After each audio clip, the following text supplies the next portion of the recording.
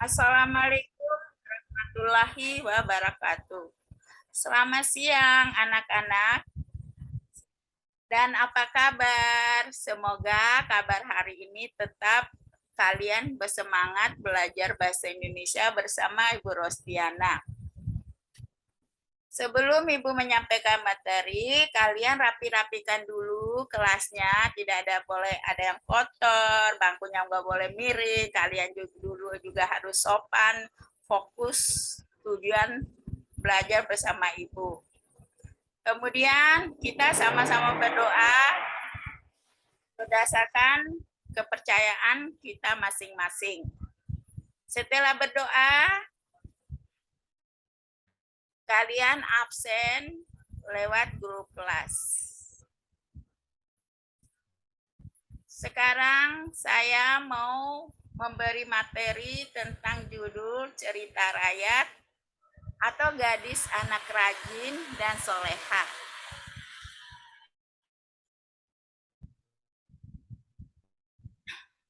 Tujuan pembelajaran: 1.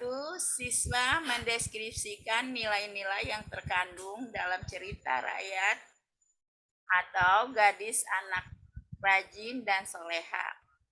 2. Membandingkan nilai-nilai dan kebahasaan cerita rakyat dan cerita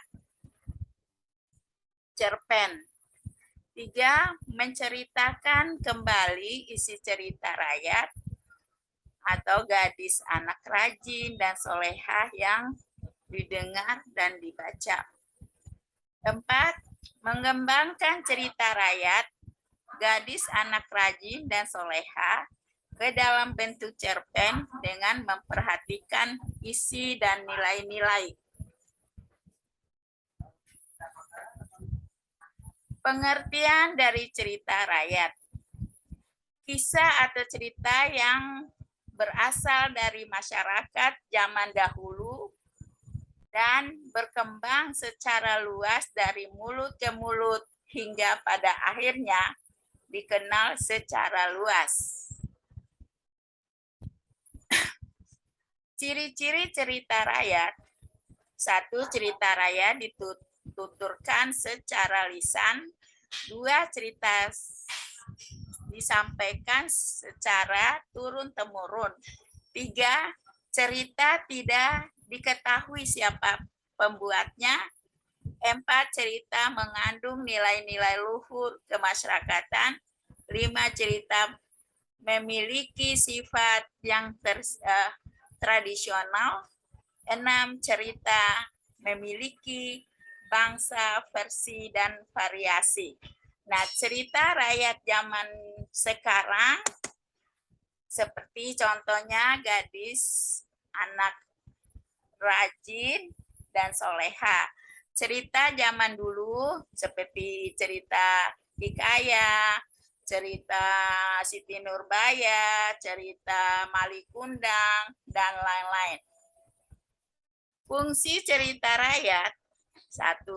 Sebagai sarana Indonesia pendidikan. 2. Sebagai sarana hiburan.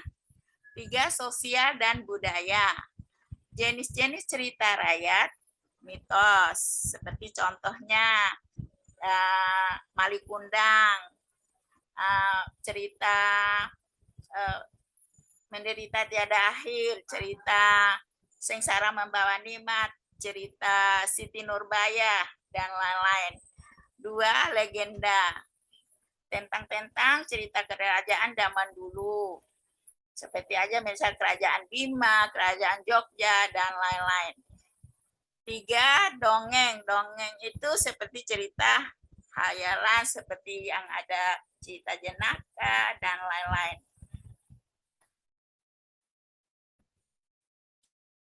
Nah, sekarang saya memberikan contoh buat siswa dan siswi untuk teladanin. Ini cerita pendek yang kisah nyata. Gadis anaknya rajin dan soleha. Gadis sebelum subuh sudah bangun sholat tahajud. Setelah sholat tahajud dia mengaji sambil tunggu Azan subuh. Azan subuh tiba, gadis siap-siap sholat subuh. Setelah sholat subuh, dia membantu orang tuanya pekerjaan rumah, contoh cuci piring dan sambil masak. Setelah masak, gadis siapkan sarapan pagi dan di meja makan. Dan gadis sekaligus sarapan pagi. Setelah sarapan, gadis siap-siap mandi. Setelah mandi, gadis siap-siap ke sekolah pada waktunya dan sampai di sekolah pada waktunya. Sesampai di sekolah, gak lama bel berbunyi, tanda masuk belajar dalam kelas. Di sekolah dia jumpa guru dan teman-teman, selalu memberi salam, senyum, sapa, sopan, santun. Gadis selalu datang ke sekolah pada waktunya, istirahat pada waktunya, pulang pada waktunya. Sesampai ke rumah, gadis ganti pakaian, kemudian dia mandi, dan setelah mandi makan sore. Setelah makan sore, gadis tunggu sholat maghrib. Setelah sholat maghrib, gadis belajar sambil nunggu sholat isya. Setelah sholat isya, gadis tidur malam. Demikian cerita pendek gadis anak rajin dan soleha. Mudah-mudahan kalian sudah mendengar dengan baik atau menyimak. Siapa yang mau bertanya sampai di sini, Nak? Sudah ada, Bu. Ya baik, saya simpulkan pelajaran tentang cerita rakyat. Mudah-mudahan bermanfaat untuk kalian. Mudah-mudahan kalian bisa menceritakan. Kemudian saya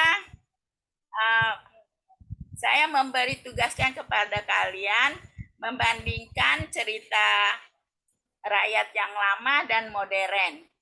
Saya akhirin. Wassalamualaikum warahmatullahi wabarakatuh.